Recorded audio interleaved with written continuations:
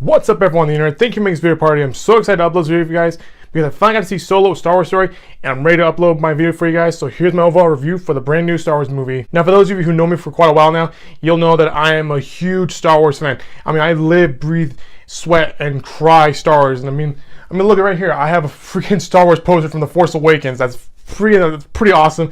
I remember watching them as a kid. I grew up watching them, and I remember growing up in the age of the prequels, and when I was a kid I really liked them, and now as an adult I find them tolerable, and which is why I have to tell you right now, honestly, this was my least favorite Star Wars movie of all time. And personally, I was talking to my brother after we were watching the movie, and he pointed out a good question to me. He goes, okay, well, where would you rank this above all the Star Wars movies? Where would you rank this one? And for me personally, I gotta rank it at the bottom, honestly, because this is kind of like my least favorite Star Wars movie. Now, granted, there are some great moments in this movie that are really good, but honestly, this was just, I wasn't really just excited for this one. And I mean, I'll give you my likes and dislikes, so let's just get started with them right now. Now, one of the things I really liked about the movie was the casting of Donald Glover as Lando Calrissian. I mean, honestly, Donald Glover performed this role masterfully. I mean, you really believe that he is Lando Calrissian, and just if you could just imagine, like, if Billy Dee Williams was young back then, you would imagine that back in his day he was a Donald Glover. I mean, what he did with the character was so great.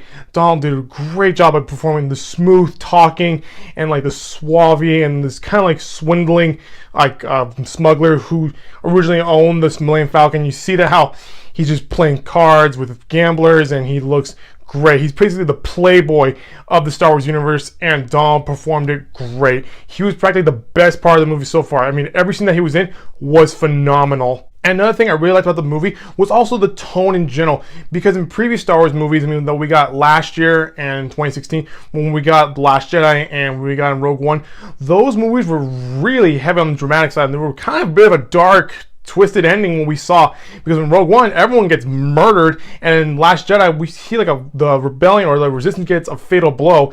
And for this one, the tone really shifted from that dark, depressing, dramatic tone. This time we actually got to see a really fun swashbuckling adventure with a bunch of smugglers and gamblers and pirates, and we got to see them go on adventures.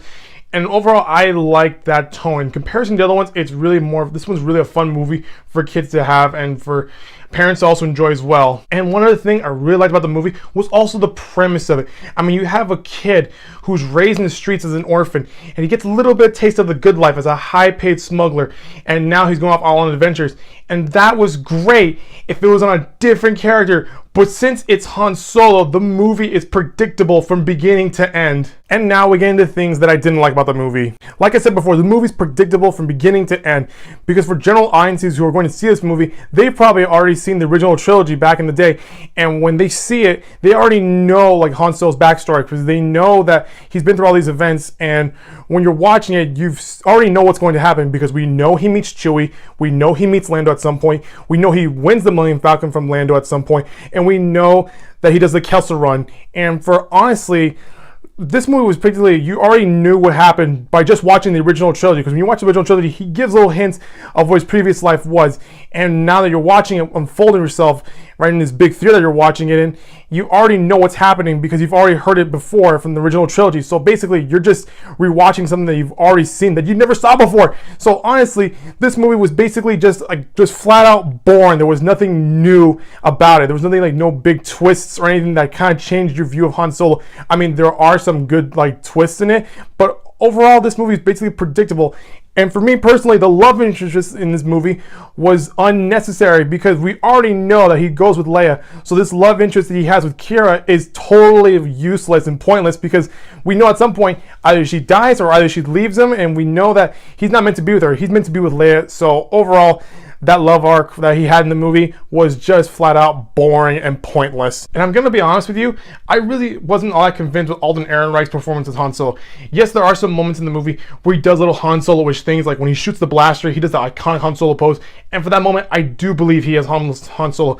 But when like he's going through like other scenes and with other actors who are much better than him, you kind of just like, they kind of overshadow him, and he really wasn't used to his full potential. And honestly, at any moment where he goes into the scene, he goes, yeah, I'm Han Solo, I didn't believe it. I honestly had no like feeling for this guy whatsoever. I just didn't believe in him. And I was kind of disappointed to see that how we're just kind of using up this actor who's really talented, but honestly he wasn't really meant for the role. And so overall, I was not convinced with Alden Ehrenreich's performance. I think he's a great actor. He's done a great job with other movies, but this movie was just not meant for him. He really wasn't Han Solo. Really, I think that Disney made a mistake on so many levels with this movie, starting with the need for a Han Solo movie.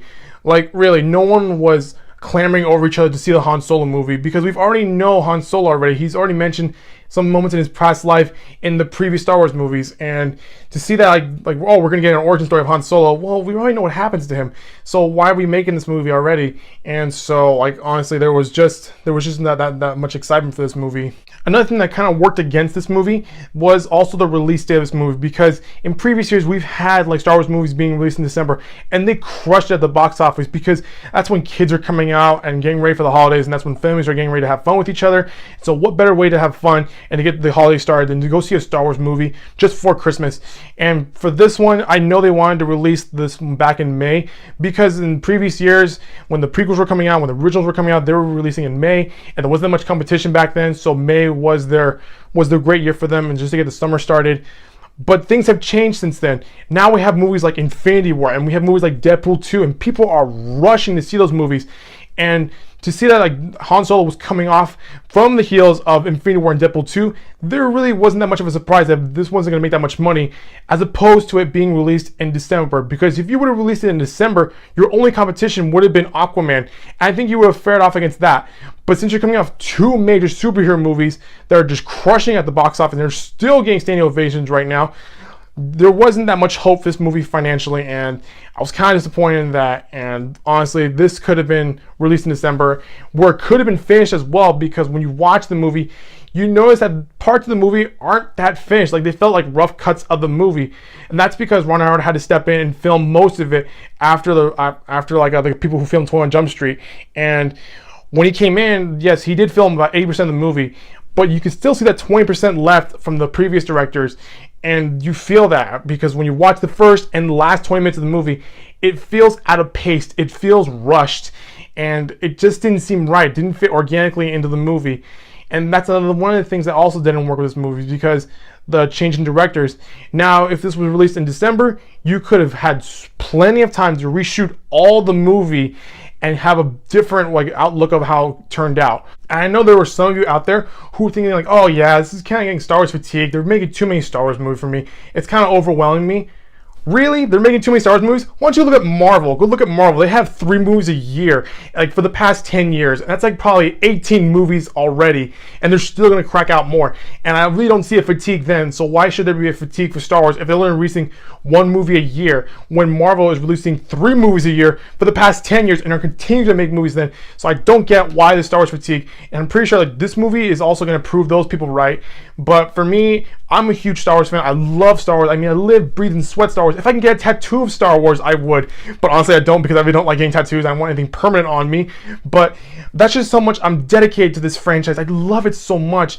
And I was just hoping this movie would do great. But there were so many things working against it. And honestly, this was just not the right movie to release right now. And it was just too soon. We weren't ready for that. No one was excited for it. And that's why, personally, for me, this was kind of like my least favorite Star Wars movie. Don't really get me wrong, there were some great moments in the movie, but really, I mean, if I had to pick a choice between this or Phantom Menace, honestly, I'd rather watch Phantom Menace, because there's some great stuff in there. There's some great story in there. You get to see the Jedi, you get to see Darth Maul, you get to see some pod racing, you get to see some space battles.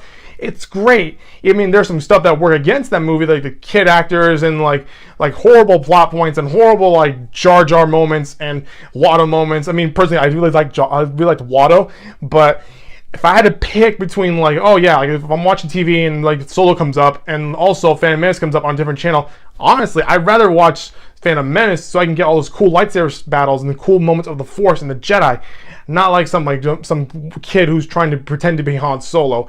So for me personally, this is I really want this movie to work, but really there were so many things working against it. So this is my honest review for Solo. I really wanted it to work, but it just didn't hit all the right notes. It was not good. And if you're going to see the movie, and if you already saw the movie, and if you liked it, my hat's off to you, because like you are a dedicated fan who will love it no matter what, and you are awesome.